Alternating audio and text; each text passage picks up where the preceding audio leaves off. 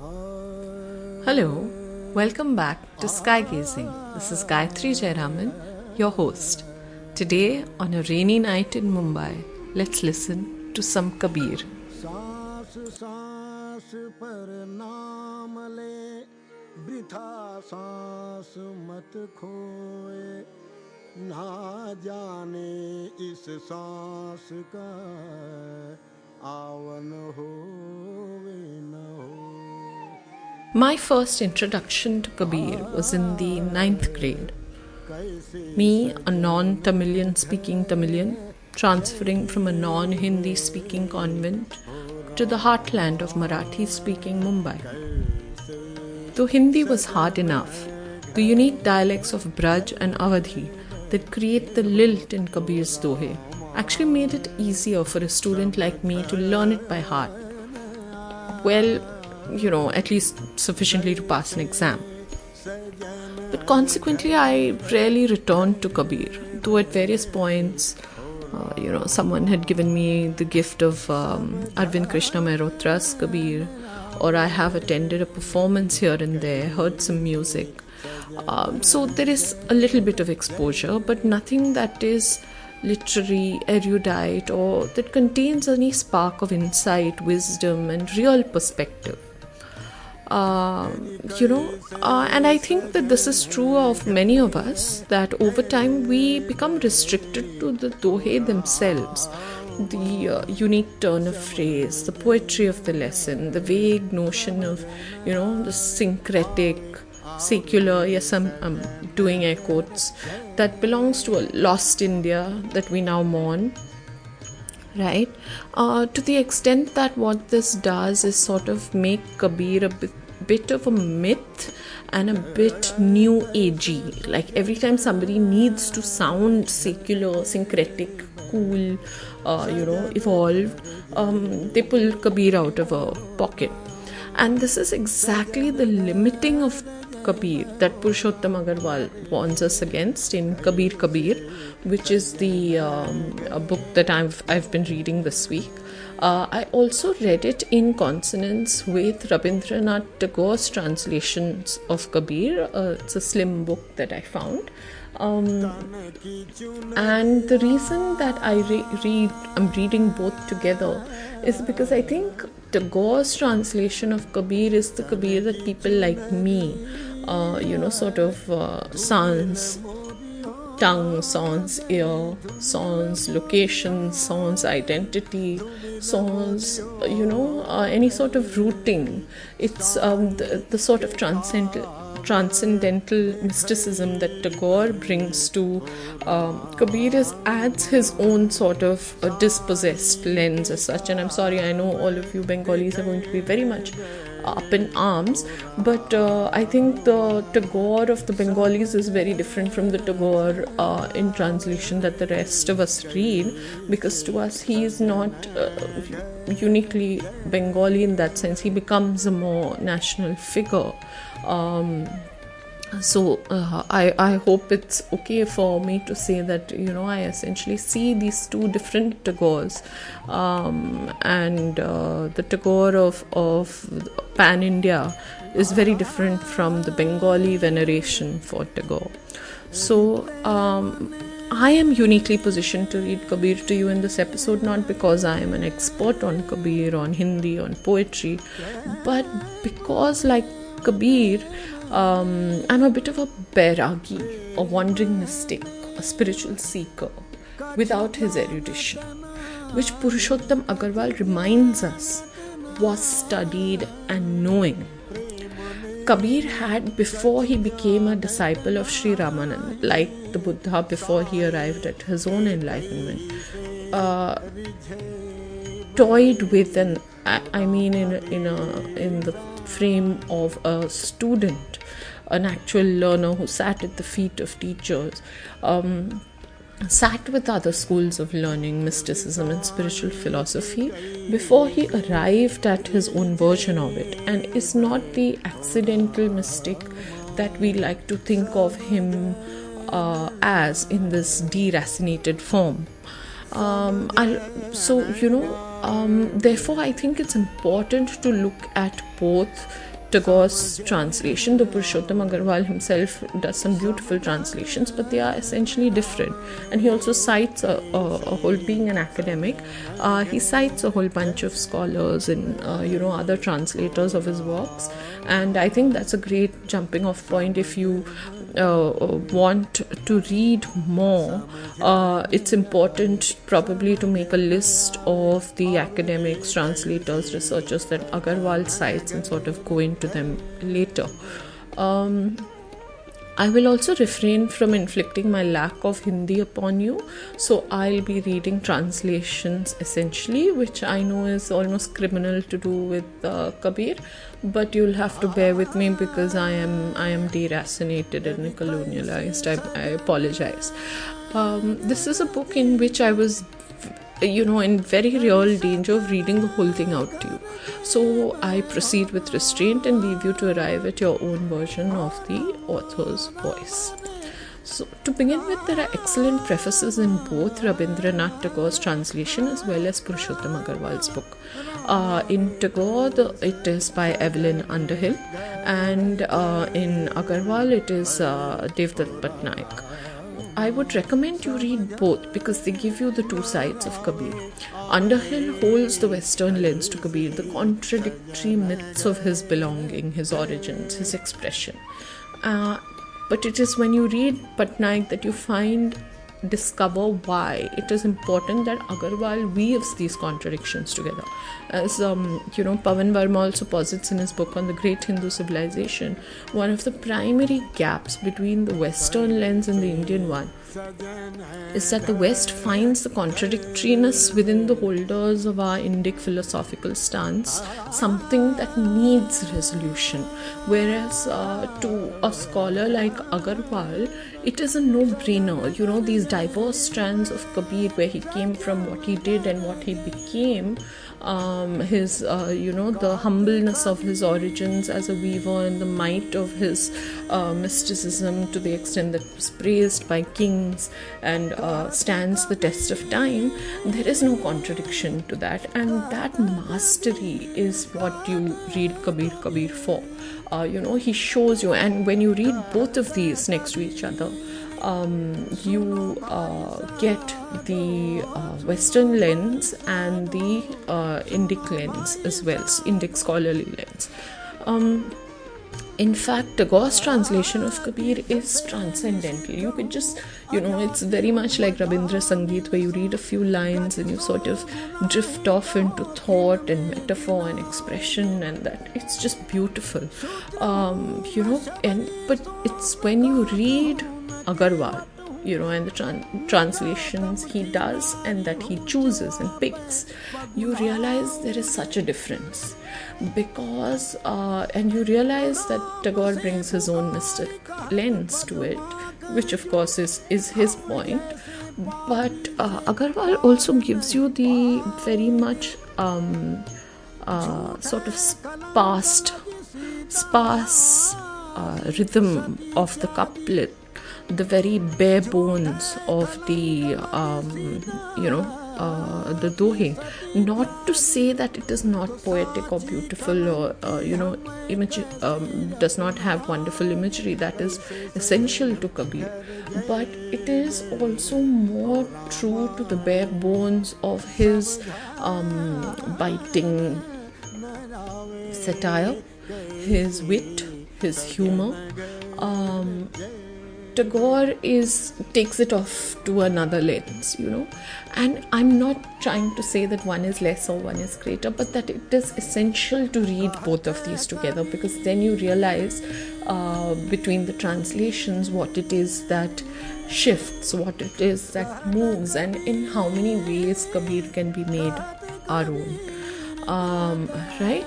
And this is the same with the introduction, and this is where Agrawal's Kabir is vital, because what he's telling us is that it is not that Kabir existed despite the chaos of India and the diversity of India and the multiple strands of India, but he is an essential product of the deliberateness of Indian mysticism, philosophical thought, practice, and he is essentially a manifestation, if you will, of Nirguna Bhakti, as much as Goswami Tulsidas is a manifestation of the Sagun Bhakti traditions.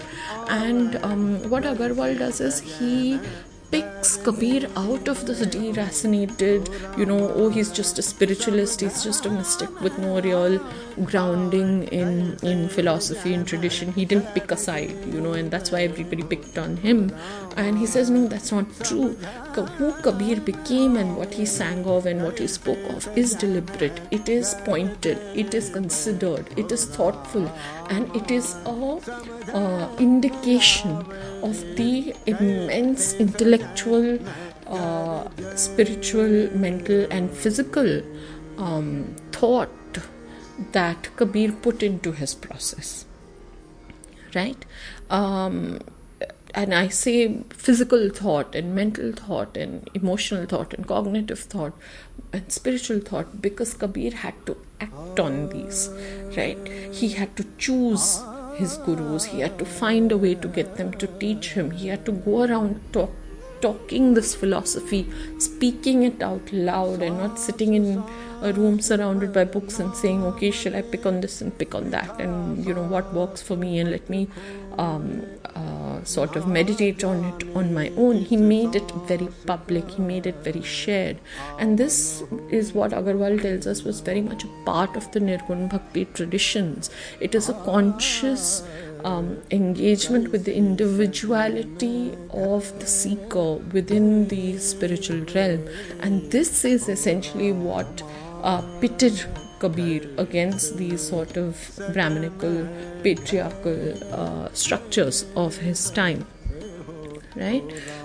So before I run away, as I said, it's highly possible that I might end up reading the whole book to you because it's lovely. I highly recommend you read both. But let's start now with a doha from Tagore. This is doha number 36. जाग प्यारे अब कहाँ सोवे. O friend, awake and sleep no more. The night is over and gone. Would you lose your day also? Others who have awakened have received jewels. O foolish woman, you have lost all while you slept. Your lover is wise and you are foolish, O woman. You never prepared the bed of your husband. O mad one, you passed your time in silly play.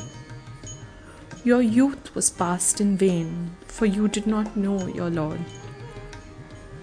Wake, wake, see, your bed is empty. He left you in the night. Kabir says, only she wakes, whose heart is pierced with the arrow of his music. I'm now reading from Kabir. Kabir wore his greatness lightly and did not take people's reverence as a license for excess. In his everyday life, nothing stood out. He was an extraordinarily ordinary man, as the eminent Kabir scholar Hazari Prasad Dwivedi puts it. The poet continued to earn his living and look after his family as a weaver, treating his job not as an unwelcome burden but as a model calling. He expected his God to provide him with enough not only to look after his family but also other noble souls. Sai eta dijiye, jame kutum samaye, मैं भी भूखा न रहूं, साधु न भूखा जाए. Okay, I attempted some Hindi there. I hope it worked. His work was an aesthetic performance. His artha and kama, instead of being mutually exclusive, complemented each other. His poetry abounds with metaphors and similes taken from his trade. His sadhana was an extension of an ethically conducted professional and family life. His self-confidence that he was engaged in a holistic moral life is best reflected in this fabulous song. Oh, what is the warp of what is the woof? With what thread the blanket is woven? Ingala is the warp and Pingala the roof. With the thread Sushumna, the blanket, is woven. The 8-petal lotus is the spinning wheel. With 5 tattvas and 3 gunas, he makes the blanket. For 10 months the Lord keeps weaving. Checking it well, he weaves the blanket. That blanket covers both gods and wise men. They wrap it round and the blanket gets dirty. Kabir has covered himself with care. He keeps his blanket as good as new.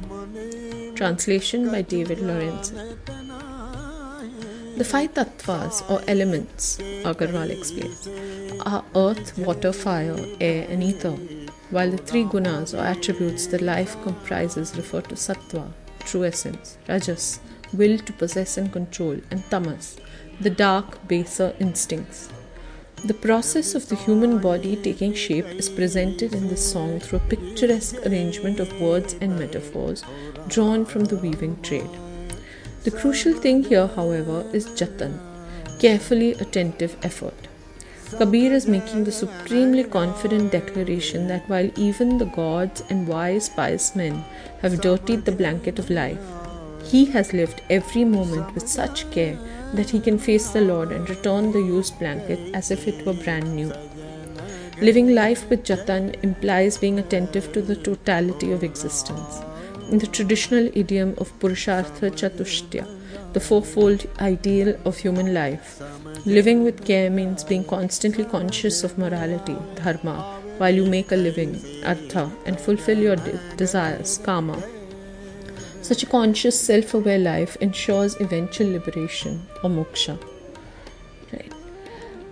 Kabir provides us with clues to keep our own blankets as good as new. Reading him carefully, we can identify 4 keywords that put the fourfold ideal in a new perspective. Prem, love, vivek, wisdom, sahaj, a kind of natural serenity, and Ram, Kabir's favorite name for the innermost spiritual experience. In the Hindu worldview, dharma is first in the fourfold ideal of life, but Kabir avoids using this word. He insists on bhakti instead and makes dharma subservient to his ideal of bhakti. The quintessentially accurate account of Kabir's ideas and his influence in Nabhadasa's Bhaktamal, composed in the late 16th century, reads as follows. According to Kabir, bhakti is the crux of all the dharmas. Each and every observance and ritual, yoga, yajna, fasting, charity, is pointless if it is bereft of bhakti. He spoke for the good of everyone, Hindu or Muslim, without fear or favor, through his Ramainis, Shabdis and Sakhis. That is why he is so highly regarded universally. Kabir did not bother himself with either the Varnashrama or the 6 schools of philosophy. He explains, Sakhi means witness and is used in the Nirgun Bhakti tradition for the meter called Doha, a couplet, the idea being to convey an authentic testimony of a deeply moving experience. Shabdi or Shabad is a pada, a longer poem, and the term Shabad, meaning word, is used to highlight the centrality of the idea of the word in the Nirgun poetic universe. Ramaini is used for the meter Chaupai, a quatrain verse that uses a meter of 4 syllables to emphasize the specific idea of Ram. It's good to have a space that really explains this in a fashion that is not in the least bit preachy or educative, again with the air quotes, but that sort of brings you into the language, the insight into Kabir very organically into the flow. For instance, he begins explaining Prem. And he says that Prem has to be the first in the sequence of the fourfold ideal. In Kabir's own words, love has illuminated my body, my inner self has brightened, my words now have the fragrance of musk. Love, Agrawal says, is at the root of Kabir's idea and practice of spirituality. To expand the self through it rather than withdraw from the world. Kabir is drawn to the paradox of love, its possessiveness and jealousy on one hand, and on the other, its self-effacement and sacrifice. It is about ecstasy and also about pain, about togetherness and about longing for togetherness. Kabir takes us on a tour of its expanse, revealing to us love's pain and pleasure. He enables us to look at, listen to, and speak about our own experience of love with a nuanced, rich language. Kabir might reject the idea of the avatar because it is connected with the defense and preservation of birth-determined social hierarchy, but he freely uses names drawn from avatar narratives. Raghunath, Govind, Keshav, Madhav, and so on, along with the core name, Ram. Every name gives an identification to the abstract Nirgun, placing it in a web of relationships. Kabir's Ram appears in his poems not only as God but also as parent and most frequently as friend and beloved. In such contexts where God is the beloved, love is articulated in the language of the erotic. In this way, the divide between the divine and secular is eliminated, and Kabir's audience realizes the truth of what the Sufi poet Malik Muhammad Jaisi declares in his epic Padmavat. Love makes the human divine. To Kabir, love is both the aim and measure of human life. Living without experiencing love is like visiting a desolate house. Kabir prem ne chakhiya, chakhi न लिया साव, सुने घर का पाहुना, जो आवे त्यो जाओ. Here love must not be confused with inane sentiment. Kabir's love is not devoid of intellectual rigor and moral content. To reduce him to the spreader of such pabulum as he is doing the air quotes now, universal love for everyone and everything is to distort his ideas and emotions. While he celebrates the idea of love, he forcefully attacks what he perceives to be unjust and irrational without being bothered about people's so-called hurt sentiments. Kabir's love works in tandem with Vivek. Rejecting this caste-related idea of purity, Kabir celebrates purity achieved through Vivek. I have made my mind as pure as Ganga water. Hari follows after, calling out, Kabir, Kabir.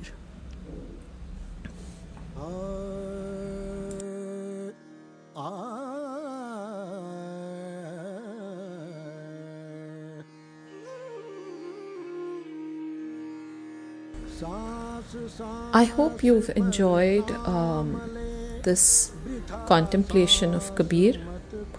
Let me close the evening by reading you a poem or two from Tagore's translation. This is Doha number 71.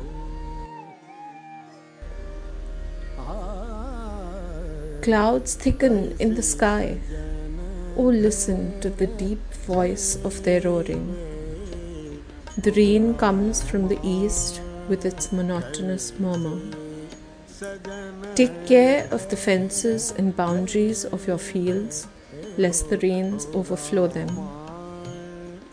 Prepare the soil of deliverance and let the creepers of love and renunciation be soaked in the shower. It is the prudent farmer who will bring his harvest home. He shall fill both his vessels and feed both the wise men and the saints. Let me read one final one, which is such an indication of the depth of knowledge that Kabir had, scriptural, philosophical. This is Doha number 74. Pratham ek jo aapai aap. In the beginning was he alone, sufficient unto himself, the formless, colourless and unconditioned being. Then was there neither beginning, middle nor end. Then were no eyes, no darkness, no light. Then were no ground, air, nor sky, no fire, water, no earth, no rivers like the Ganges and the Jamna, no seas, oceans and waves. Then was neither vice nor virtue. Scriptures there were not, as the Vedas and Puranas, nor as the Quran. Kabir ponders in his mind and says, "Then was there no activity. The Supreme Being remained merged in the unknown depths of his own self. The Guru neither eats nor drinks, neither lives nor dies. Neither has he form, line, colour, nor vesture. He who has neither caste, nor clan, nor anything else, how may I describe his glory? He has neither form nor formlessness. He has no name. He has neither colour nor colourlessness. He has no dwelling place." At this time when the New Age has become so commonplace and the communal has become so hate-filled and harsh, when we don't know who we are anymore, it's a great time to revisit Kabir and claim a sort of middle path that comes not from not caring where you stand, but caring deeply and knowing to the depths of your wisdom what is right. It's a great time to reclaim Kabir right now for ourselves individually. So I would highly recommend you pick up Kabir by Purushottam Agrawal, as well as revisit any translation of Kabir that works for you. Have a wonderful day and see you soon.